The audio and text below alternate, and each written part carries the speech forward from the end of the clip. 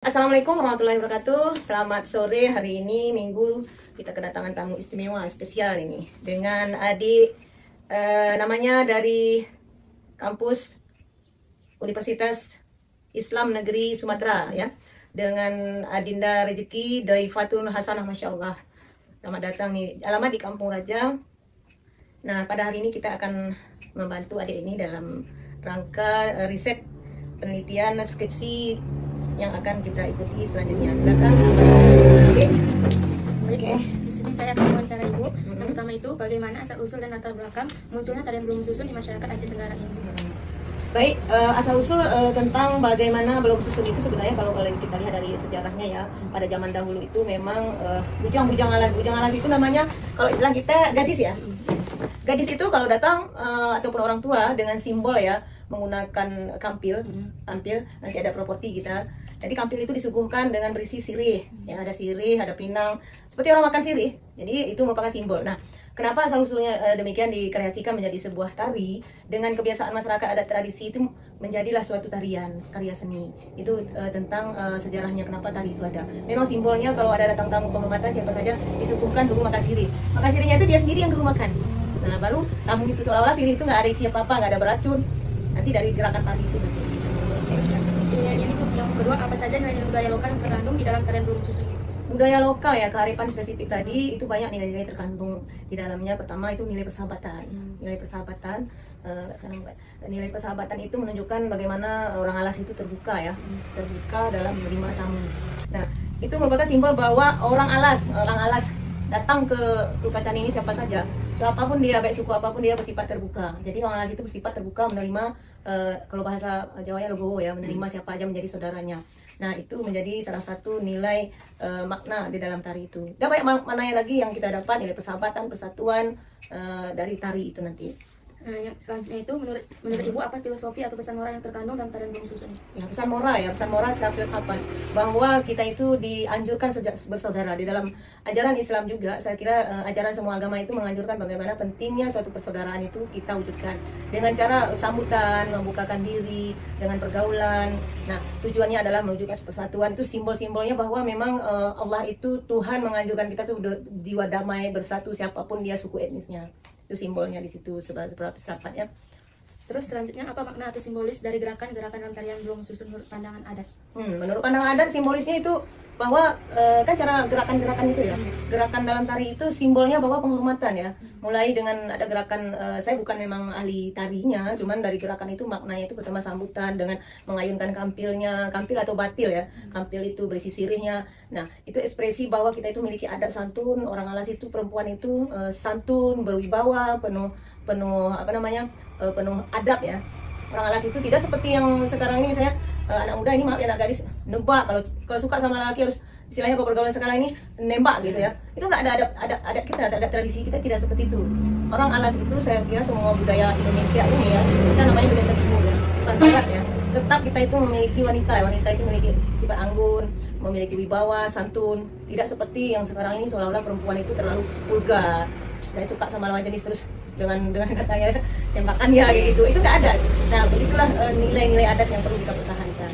Nah, selanjutnya menurut Ibu apakah nilai budaya dalam tarian belum susun ini masih sama dengan kehidupan masyarakat saat sekarang ini dengan masyarakat yang zaman dahulu? Kalau kita lihat ada perkembangan ya, ada perkembangan. Kalau dulu tari belum susun itu disampaikan, diekspresikan dengan syair. Dengan syair, ada yang mengekspresi dengan mengiringinya dengan alat musik bangsi, itu yang originalnya ya. Atau mengkolaborasikan dua-duanya. Ada yang bersair sambil dia mengiringi dengan bangsi ya, alat musik tradisi. Nah, tapi zaman sekarang ini, nah sudah dikolaborasikan dengan keyboard ya, aransemennya sudah musik modern ya, sudah dikreasikan seperti di YouTube itu. Kalau memang agak originalnya itu ada Sawal Production ya. Itu gerakan tari Sawal Production itu sudah saya lihat itu memang gerakannya lambat, gemulai, santun, tidak seperti hentakan tari Padang ya. Ada tarian orinya itu tidak seperti itu, tapi mungkin teman-teman di daerah Tanah Alas ini yang bagian seninya sudah dikreasikan banyak, namanya bukan original lagi, namanya tari kreasi belum susun. Kalau original belum susun itu tidak seperti itu. Yang mirip udah kami amati beberapa YouTube tari ya, yang Sawal Production itu kemarin waktu lomba pekan kebudayaan sekolah tingkat SD, SMP, kebetulan kita juga juri ya. Nah, itu kami arahkan untuk melihat gerakan mereka menggunakan musik itu, bukan musik yang lain yang sudah dikreasikan. Nah, itu perkembangannya memang sesuai dengan zaman ada yang orgi itu dikreasikan. Tapi maknanya itu tetap pada dasarnya itu nggak ada boleh diubah sebenarnya. Apa nilai-nilai filsafat itu tetap kita harus pertahankan. Tapi kalau gerakan itu dikreasikan boleh saja. Tapi yang orinya ada tahapnya, step by stepnya ada. Nah, pertama seperti kita seolah makan sirih. Makan sirih itu kita mulai apa kan kita petik dulu, kan gitu. Nah gerakan tari itu memetik kan ada. Habis salam, biasanya kan salam masuk ke dalam apa namanya tempat tari itu. Salam, habis itu ada gerakan memetik, habis itu mengelap, ya kan? Mengelap. Logikanya adalah bahwa ketika kita memakan sirih itu kan harus dicuci, dibersihkan dulu setelah dipetik, dicuci dulu tahapnya, habis itu ambil kita mau makan sirih itu apa pertama? Dilap. Udah dilap.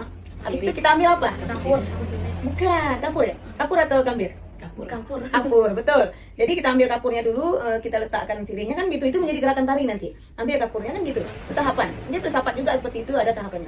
Habis kita ambil kapur apa lagi? Gambir. Iya, betul, gambir. Habis gambir, Pinang. habis pinang. Habis pinang, habis itu kita bungkus, dimakan. Itulah kan ada gerakan tari itu, habis itu dimakan.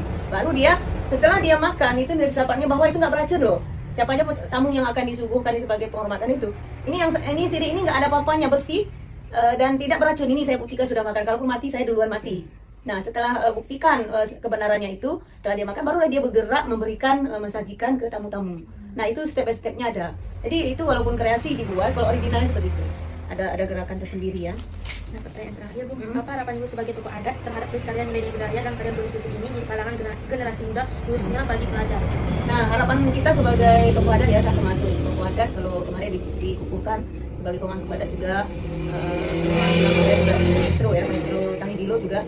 Dan saya kenapa ingin berpesan kepada generasi muda bahwa seperti inilah, kita kaji seperti ini salah satu pelestarian ya. Bagus sekali ini judul skripsi kita, adik Doifa ini. Nah seperti inilah bagaimana menggali, kalian memahami generasi. Kami ini usia kami nanti lanjut, apalagi kakek nenek kita yang dulu pernah memberi petuah ya. Kepada saya sendiri, Bapak Mendiang Kupagan dulu pernah menjadi narasumber saya dalam satu riset.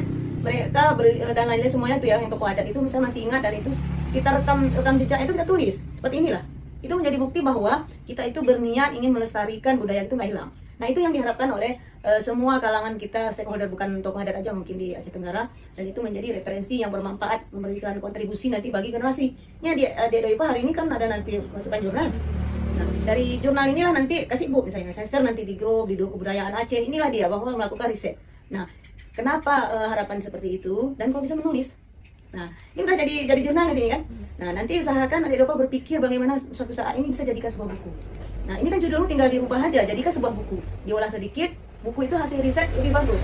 Nah, Ibu juga membuat buku seni budaya itu yang sudah hampir 200 ya. Saya mungkin hampir udah 300-an ya, pakai ke Tunisia, lumayan lah bermanfaat. Walaupun saya pikir itu nulis itu kemarin, sayang kali ini orang perlu udah tulis saja. Walaupun masih gede-gede ya. Nanti lama-lama kita berkembang, bagaimana tulisan kita itu kita bagus lagi. Nah, insya Allah nanti doanya semoga buku selanjutnya launching ini. Itu baru 8 buku ya. Insya Allah ini ada 3 file lagi karena masih sibuk melakukan pendidikan S2 yang belum selesai, jadi kita tunda. Nah, itu harapan kita kepada generasi muda semua bahwa ayo kita tulis, kita buat lakukan riset, kita gali bersama-sama, dan itu menjadi amal ibadah kalian, menjadi suatu warisan. Kita memberikan warisan itu bukan melalui harta, kita memberikan ini ilmu. Bahwa saya pernah meneliti, Polan pernah meneliti, dan itu akan dibaca walaupun kita nggak ada lagi di dunia. Nah, itu bukti kita hidup. Nah, jadi kalau dalam komunitas menulis kami namanya, kita istilahnya itu kenapa orang menulis, bahwa menulis itu buktinya kita pernah hidup di dunia ini. Walaupun kita tidak dikubur, itu bisa dibaca orang bermanfaat. Nah, itu harapan kita. Nah, semoga di Doipa nanti juga sukses ya. Mudah-mudahan yang terbaik dapat hasilnya. Saya kira itu saja ya. Oke, baik, demikian hasil wawancara kita hari ini. Mudah-mudahan kita doakan adik Doipa sukses selalu dan lanjut S2 terus ya. Kalau bisa lanjut terus dan berkembang terus, usahakan nanti bisa menulis sebuah buku atau lanjut lagi ke jurnal, cari tema yang lain nanti. Oke, baik, terima kasih banyak atas perhatian dan kebersamaan. Assalamualaikum warahmatullahi wabarakatuh.